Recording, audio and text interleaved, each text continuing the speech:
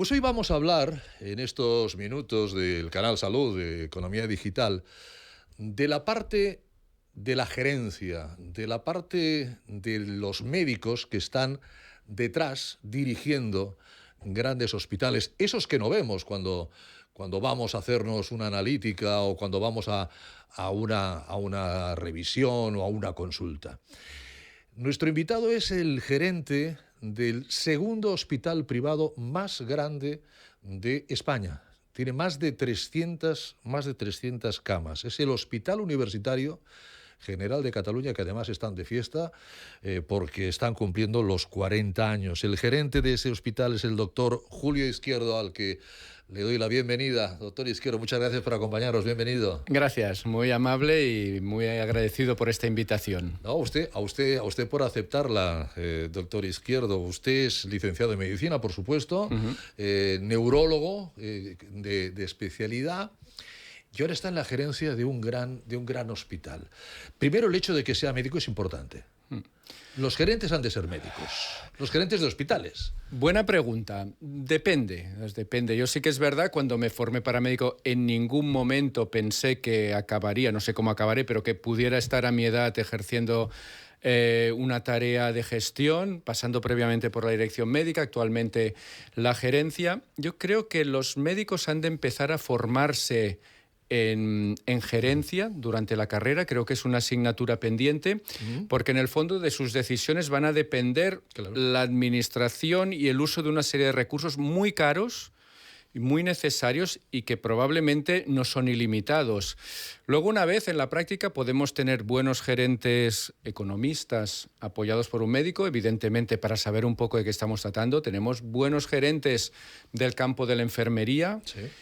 Y médicos, evidentemente. Nos da quizás la ventaja de conocer un poco más el campo, el inconveniente quizá de conocerlo demasiado. Y eso da un poco de ambivalencia emocional.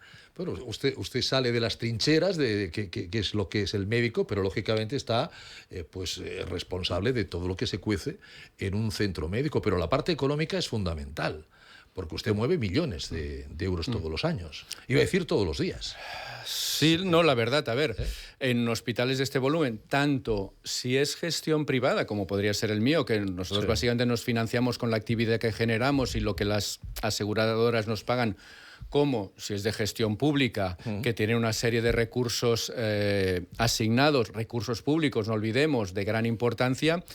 Hemos de tener los números muy claros, y esto un poco, siempre se lo comento a mis compañeros, esto es como gestionar una gran familia. Tenemos unos ingresos, tenemos unos gastos y tenemos unos niños, en este caso médicos, equipos, que nos queremos mucho a todos, pero que tenemos que decidir dónde invertimos, dónde no, dónde creemos que a futuro eso va a ser más importante, y siempre un poco buscando lo que llamaríamos los resultados en salud. ¿Qué impacto tiene esto que hacemos nosotros en mejorar la salud o la calidad de vida de nuestros pacientes? Y eso es un poco el reto de cada día. Porque, por ejemplo, en su mesa de trabajo, ¿los proyectos hasta dónde llegan? ¿Hasta qué año llegan? Depende, normalmente... La Agenda 2030, que estamos en la mitad, por ejemplo, ya ¿llegamos al 30 ya? Pues en muchas cosas sí, incluso al 32. Al 32. Y no es coña, no es por hacer una cosa, sino... Sí. Por ejemplo, tenemos, sí que es verdad, proyectos de infraestructura, de materiales, de aparataje. Sí, esto cada año vamos decidiendo un poco qué se compra y lo que se no. Pero nuestro mejor material, si me permite esta es la expresión, es el humano. Son nuestros profesionales, es el humano. Evidentemente. Y un poco lo que es tanto la profesión médica como enfermería. Yo hablaré un poco más de la médica, que es la que conozco, y con mis 20 y pico años ya en esta profesión hemos vivido de todo. Hemos vivido desde la época que me incorporé en el mercado laboral, sobraban médicos. Ahora tenemos una carestía muy importante, muy marcada en algunas especialidades, que nos obliga a gestionar de una forma muy al día a día. Pero sí que es verdad que todos los datos empiezan a decir, y eso lo corroboran los colegios de médicos, es que probablemente en 2030 esta carestía de médicos quede compensada, no falten. Y decía lo del 32 porque es probable que en el 32 incluso de determinadas especialidades sobre médicos. Y esto más o menos puede estar catalizado por una transformación que estamos viviendo. Yo nunca la había visto, todo el campo digital y todas las nuevas tecnologías que se están desarrollando de una forma brutal, rapidísima, hace que también en nuestra profesión, tarde o temprano llegará, está llegando, y como profesionales tenemos que ver o pensar un poco en qué capital humano, en qué especialidades creemos que hay que crecer o que hay que crecer de determinada manera. Van a haber especialidades que si son puramente diagnóstico o diagnóstico por la imagen es probable que tengamos un aparato que lo haga mejor, y otras que no, con lo cual es muy bueno que el médico se prepare o en habilidades técnicas o humanas. La humanidad difícilmente o más difícilmente puede ser sustituida por una máquina, con lo cual, bueno, si uno es un poco listo como médico, debería ir ya encauzándose en estos... Lo que ocurre es que un médico de más de 40 años a lo mejor le va a costar acoplarse a las necesidades. Esto debería ser los jóvenes, los que a lo mejor incluso están estudiando en este momento medicina. Usted como gerente de un gran hospital, ¿qué le diría? Oye, estudia porque la medicina va por aquí, estudia qué parte de la medicina. Es decir, por supuesto, no te olvides de todo el tema informático, no te olvides de todo el tema de la inteligencia artificial, dependerá...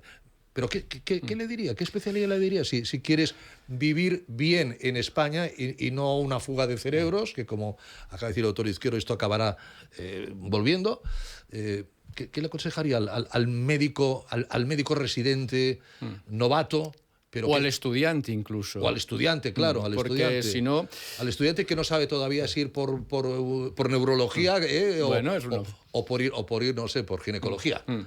Eso, y he tenido la suerte este año, después de años sin dar, de volver a dar clase en primero de medicina. Sí. Y un poco la reflexión ya de veterano, luego ya veremos el caso que me hagan o no, pero siempre es una obligación moral a los futuros médicos y compañeros decirles, oye, mira, yo que ya tengo experiencia, os aconsejo esto. Y hay que recordar, es una profesión de servicio. 7/24, con el paciente en el centro. Y ahora me llama un poco la atención que cuando sale el examen MIR, este famoso examen por el cual los licenciados en medicina escogen especialidades, me llama la atención y me preocupa que se buscan más comodidades propias, que no me parece mal, evidentemente, como cualquier profesional uno busca una calidad de vida, puede ser la cirugía plástica, la dermatología. Estamos olvidando especialidades muy importantes de servicio, medicina familiar. No debería ser que queden plazas vacantes. Médico de cabecera es fundamental, la promoción de la salud, la prevención, cuidados intensivos, cuesta, se cogen con números muy altos. A veces, como sabe que va a poder tener otra opción, lo deja a mitad de especialización. Preocupa esta falta de entender esta vocación. Lo que pasa es que el médico de atención primaria, el médico de familia está en primera línea de combate y recibe de todo. Porque hay pacientes medios, malos, medio pensionistas. Sí. En cambio, el derma, que usted ha dicho, en los últimos años, los números 1, 2, 3 del MIR, raramente no hay un derma. Y yo les he preguntado. Dice, hombre, es que la dermatología es una especialidad apasionante. O sea, no solamente es mirar si tienes unos granitos o si tienes psoriasis. Es espectacular. Pero nadie luego olvida decir, y no hay guardias, ¿no? Es una especialidad cómoda, digámoslo así, ¿no? Peligrosa. Pero muy interesante, sí. Muy interesante. Peligrosa de cara a futuro, por lo que decíamos, la dermatología, que sí es apasionante, y tengo grandes amigos dermatólogos y estoy encantado con ellos. Sí que hay una gran parte de ella que podrá ser sustituida, con lo cual, lo que comentábamos, tendrán que tener una serie de habilidades, seguro que las encuentran, pero hay que ir ya pensando un poco en ese futuro. Y lo que es la medicina familiar, lo que comentábamos, medicina de familia, es la especialidad, creo, clave, fundamental y probablemente más maltratada. Pero yo creo que es el momento de pensar que la transformación digital y la tecnología la debe llevar otra vez a donde debería estar, sobre todo para quitar carga administrativa, procesos repetitivos y que el médico de familia tenga un punto de calidad que, apoyado por todos estos medios, vuelva a hacerla de prestigio y que realmente la gente vuelva a apreciar, si alguna vez lo dejó de hacer, que yo creo que no, pero sí que es verdad que la situación a veces son tensas, son conflictivas la lista de espera, pero yo creo que tendría que ser el médico más valorado y más apreciado por los pacientes. Como gerente de hospital, ¿sigue pensando que la mejor medicina es la preventiva, incluso la predictiva? Absolutamente. La mejor y la más económica. La más económica, ¿no? Si ya pasamos del rol de médico por números, a gerente, ¿no? Por números. La mejor inversión en salud no es hacer hospitales, está demostradísimo, es medicina preventiva. Sí que es verdad que es la que cuesta más, la que los resultados se ven a más largo plazo y que necesita más esfuerzo, tanto de comunicación, de paciente, pero es la que a largo plazo nos va a dar sin duda los mejores resultados. Pero la prevención empieza por uno mismo. Evidentemente. Lógicamente. Responsabilidad personal, eso no lo hemos de olvidar nunca. ¿Hay que ir al médico cuando te encuentras bien? Muy buena pregunta. Depende, a ver, sí que es verdad. Cuidado que siempre. Algo te sacarán. Hombre, pues si sacamos algo es que había algo y hay que... En ese sentido. En primeros estadios. Sí que es verdad. Y lo que decíamos, la medicina, gracias a Dios y afortunadamente, está muy evolucionada en algunas cosas. En algunas cosas son las campañas de prevención que demuestran que determinadas acciones, a pesar de que no hayan síntomas, pueden ser muy beneficiosas de cara a detectar problemas antes de que sea tarde. Y en esto está clarísimo. El cribado en cáncer de mama ha dado un vuelco absoluto a lo que es el pronóstico del cáncer de mama. El cribado de sangre oculta en heces en el varón, el cribado de próstata... Está más que demostrado. A ver, ser un hipocondríaco no, porque sí que es verdad, los sabios dicen, las visitas al médico un 60% son útiles, un 30% no valen para nada y un 10% hasta son peligrosas, porque sí que con el afán a veces o en determinadas situaciones la exigencia del paciente hace que se prescriban quizá más pruebas de lo normal y a veces algunas pruebas tienen su riesgo. Si está realmente justificado, lo asumimos, pero si no, está y puede pasar. Con lo cual, sentido común, siempre. El menos común de los sentidos, sí, como se dice, ¿no? ¿Y la relación médico-paciente cada vez es más estrecha o cada vez por estas nuevas tecnologías, que ya no son nuevas, pero cada vez hay más tecnologías, hace que se distancie el médico del paciente y al revés, ¿no? El paciente del médico, que hoy te atienda el doctor Pérez y mañana la doctora Lucas, por ejemplo, ¿no? Sí que es verdad. Está variando en los dos sentidos, tanto por los médicos como por la sociedad. La sociedad cada vez lo que quiere es la inmediatez. Oiga, yo tengo este problema, quiero que me vea alguien. Si usted me ofrece este médico o el otro, entiendo que usted me da las garantías, démelo ya. Queremos inmediatez. También es cierto que la gente cada vez está más habituándose o está perdiendo la capacidad de comunicarse personalmente, el cara a cara, que yo creo que tiene un gran poder terapéutico, de confianza y de adherencia, y por temas sociales y evolución, la red y las pantallas se han convertido probablemente en algunas franjas de edad ya en el modo de comunicación estándar.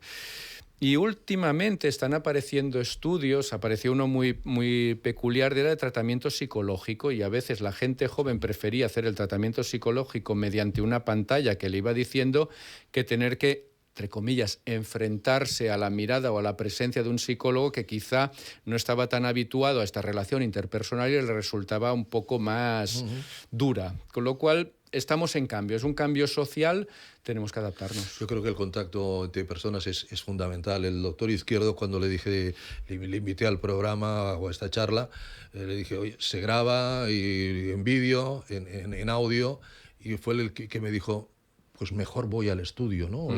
Porque, y dijo, hombre, es mejor porque hay, no sé, estamos viéndonos, hay esa cercanía. Usted, aunque dice a mi edad, usted es tremendamente joven, yo no sé si se acuerda que todos teníamos mi médico, ¿no? Yo voy a ver a mi médico. Sí. Íbamos todos a ver a nuestro médico. Ahora eso es imposible. Ahora, con la medicina multidisciplinar, hay que tener un equipo de médicos. Sí. Uno sobre el que pivote todo, Pero, evidentemente, si te toca el nefrólogo, pues has de ir a un nefrólogo. Si te toca el oftalmólogo, pues has de ir a un oftalmólogo. No, Eso evidentemente. está claro. No, antes había lo que se le llama el médico de cabecera. Estaba a la cabecera de la cama y conocía a toda la familia y todo lo conocían. Tenía sus ventajas. Ahora sí que es verdad, la medicina ha aumentado el grado de complejidad y necesitamos una figura que reparta juego, necesitamos el centrocampista que dé balones. Si tenemos muchos delanteros en argot futbolístico, que serían los especialistas, pero nadie les pasa el balón, juegan solos. O sea, necesitamos a alguien que coordine y un poco más de cara. Estamos en una sociedad que envejece. El envejecer pues da experiencia, pero también trae enfermedades de varios tipos. Y si no tenemos a alguien que nos dé este control general, vamos perdidos. Ha tocado un tema muy interesante, doctor Izquierdo. Vamos envejeciendo. Cada vez envejecemos más, gracias a los médicos, entre otras cosas, gracias a la investigación médica, gracias a la genética. A principios del siglo pasado, pues con 50 años eras absolutamente ya una persona que ya no tenía recorrido. Hoy hay personas que llegan con 75 en plenitud fantástica.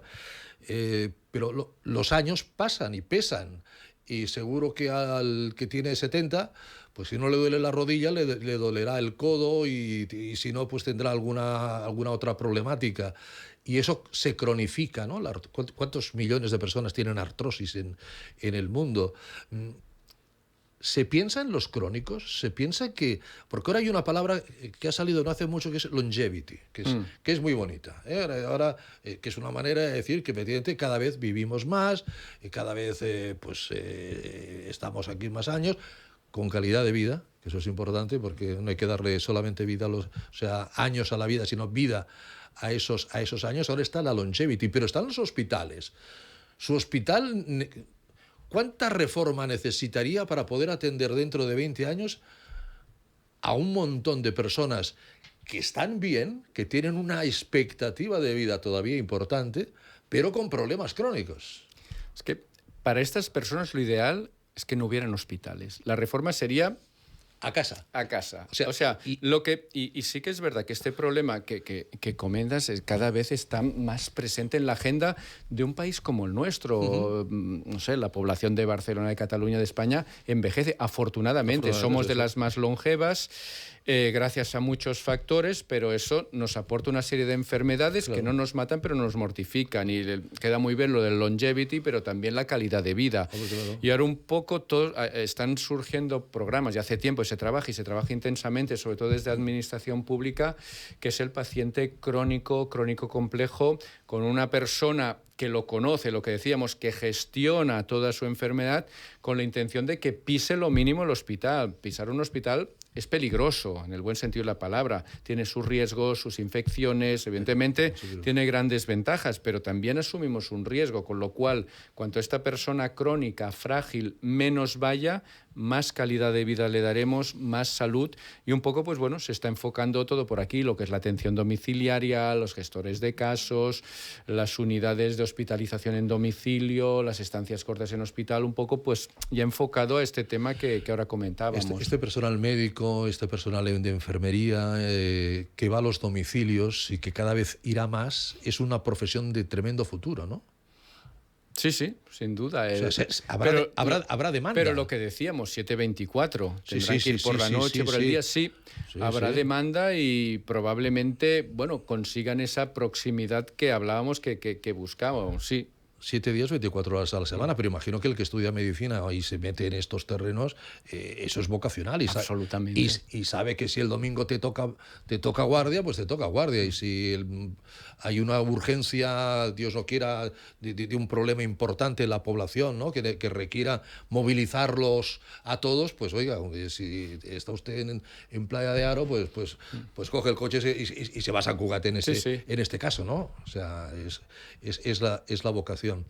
Pues doctor Izquierdo, yo le agradezco muchísimo que haya estado con nosotros, que nos haya contado pues la visión de la sanidad en este momento desde la gerencia, ¿no? Desde un punto de vista de alguien que tiene que decir también qué elementos sanitarios utilizamos, ¿no? Muy importante. La sanidad no es ilimitada, y la sanidad que tenemos en este país tanto pública como privada, es de un altísimo nivel y de una difícil gestión, con lo cual, por favor, concienciémonos, la hemos de cuidar porque este es uno de los mayores tesoros que tenemos como sociedad avanzada, que muchos países probablemente más ricos que nosotros, pongamos Estados Unidos, no tienen ni esta cobertura ni esta calidad que podemos disfrutar. Por favor, cuidémosla. Hay una serie de, no sé si corre por Netflix o por ahí, Resident, donde el trasfondo de todo es de un hospital lógicamente privado en Estados Unidos, pero que tiene algún área pública. Y ahí todo se basa en el tema económico. En Estados Unidos, si no tienes dinero, pues hasta donde te llegue el Medicare. Exacto. Hasta donde y ahí se acabó. Aquí al menos tenemos esa... Cataluña sobre todo, en Madrid también, pero la idea del mutualismo, ¿no? Yo creo que en Cataluña aquí hay una gran tradición de doble pioneros. Cobertura por la clase media que ha habido, por esta conciencia de asegurarse, y es tanto Cataluña como Madrid, que también Madrid tiene un peso importante en el funcionariado, son dos comunidades con un gran peso de doble cobertura que yo creo que funciona la cobertura pública, la cobertura privada, y entre los dos hemos de mejorar la salud de nuestros ciudadanos. Ahora sí terminamos, doctor Julio Izquierdo. Este canal nació con la idea de que luego, gracias a la tremenda audiencia que tiene Economía Digital, pues a través de las búsquedas de Google, que todo el mundo lo hace. Yo siempre he dicho que cuando alguien va al médico y recibe un diagnóstico, luego se va a Google a verlo.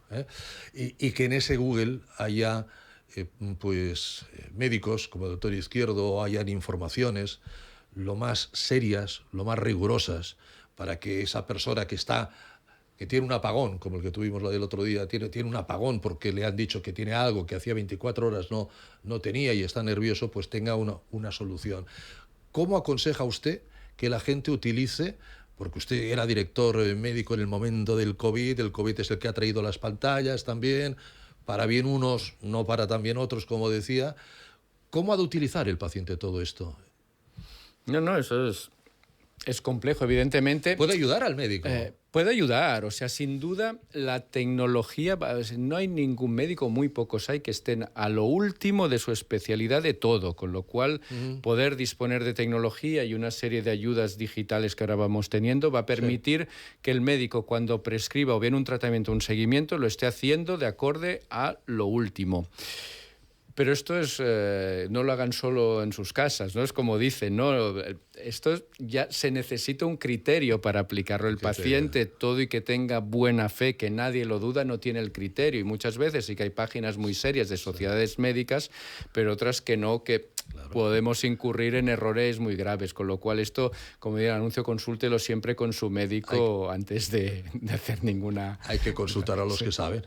Aquí tenemos al doctor Julio Izquierdo, que es el gerente del Hospital Universitario. ¿Desde cuándo es Universitario General de Cataluña? General desde unos 15 años. 15 años ya, o sea, muy bien. Pues a usted le quedan 15 como mínimo de gerente, como mínimo de... De trabajo sí, gerente, Dios dirá. No, pero está cómodo, está a gusto. Apasionante.